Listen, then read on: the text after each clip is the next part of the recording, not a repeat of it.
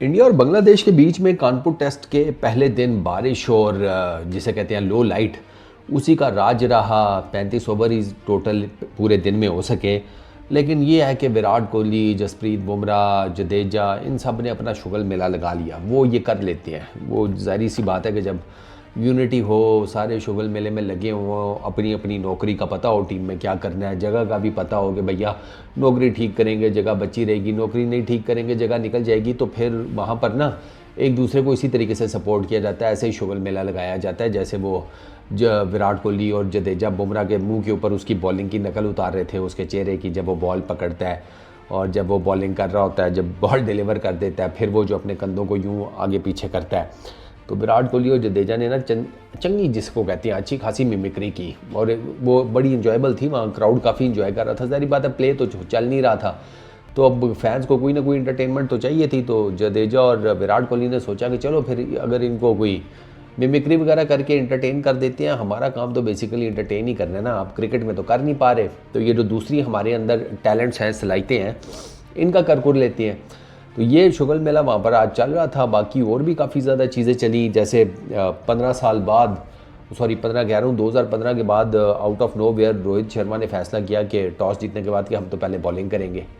मतलब 9 साल का रिकॉर्ड है और बड़ा कोई लिमिटेड नंबर ऑफ टीम्स हैं जिन्होंने इस तरह का कोई मेजर ब्रेक लेकर इस तरह का कोई डिसीजन किया हो। तो ये रोहित शर्मा ने इस दफ़ा पहले बॉलिंग की। वो डिसीजन तो ठीक था, जो साफ सी बात है, लेकिन वो उस तरीके से ना, जिसे कहते हैं, जो रोहित मेरा ख्याल है एक्सपेक्ट कर रहे थे अपने ओपनिंग बॉलर से, उस तरीके से तो नहीं हुआ।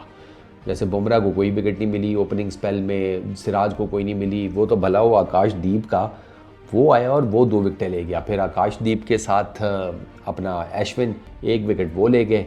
तो अगर कोई थोड़े बहुत ओवर ज़्यादा होते तो शायद कुछ और भी विकेट गिरने के चांसेस पैदा हो जाते, क्योंकि जिस तरीके से मोमिनुल खेल रहे थे ना, वो देयर वॉज एवरी चांस कि उनका कोई ना कोई एज निकलेगा या कहीं ना कुछ होगा ज़रूर। क्योंकि मोमिनुल ने 2-3 शॉटें ऐसी खेली हैं कि जो अवॉइड की जा सकती थी। जैसे बुमराह को एक स्लैश मारने की कोशिश की ऑफ साइड के ऊपर, वो एज लगा, स्लिप कॉर्डन के ऊपर से गेंद निकल गई, वो कैच भी हो सकता था स्लिप में।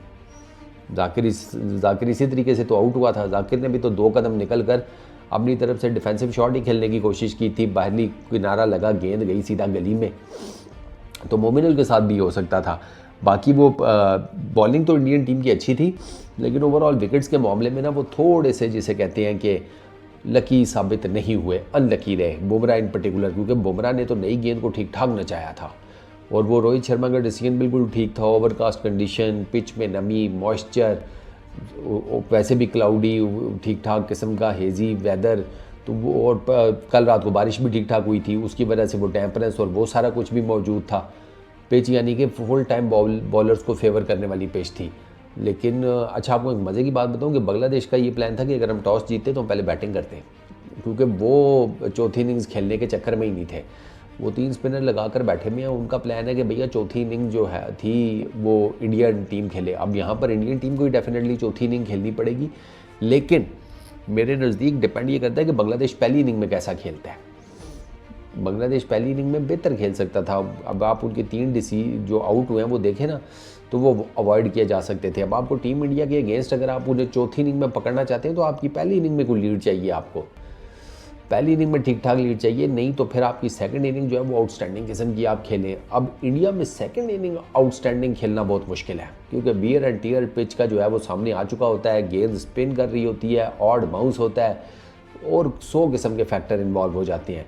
तो बांग्लादेश के लिए सेकंड इनिंग में मुश्किल होगा। अगर वो पकड़ सकते हैं टीम इंडिया को, तो वो पहली इनिंग में पकड़ेंगे तो फिर सेकंड इनिंग में उनका कोई चांस बनेगा। अगर उन्हें ये लगता है कि सेकंड इनिंग में वो कुछ कर लेंगे, वो तो फिर यूँ समझे कि माउंट एवरेस्ट 2 इकट्ठी ऊपर तले रखो ना, तो वो उसको सर करने वाली बात है।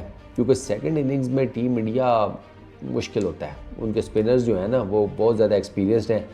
अश्विन हो गए, जडेजा हो गया, वो आई डोंट थिंक सो कि वो आपको इतना बड़ा एडवांटेज लेकर जाने देंगे। सीधी सी जो बात है, क्योंकि उनका पेस अटैक भी बहुत ज़बरदस्त है और अभी तक उनका पेस अटैक ही लीड कर रहा है। 2 विकेटें आकाशदीप ले गया, पेसर है, 1 विकेट अभी तक अश्विन के हिस्से में आई है। बट स्टिल अगर मैं वियर एंड टियर के हिसाब से बात करूं, बॉल के स्पिन बाउंस होने के हिसाब से बात करूं, तो फिर इंडियन स्पिनर सेकंड इनिंग में बहुत मुश्किल में डालने वाले हैं बांग्लादेश को।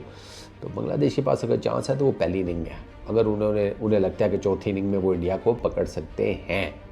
बाकी लेट्स सी, देखते हैं क्या बनता है। इस वीडियो में इतना ही। अपना बहुत ख्याल रखना, नेक्स्ट वीडियो में मुलाकात होगी। Peace out.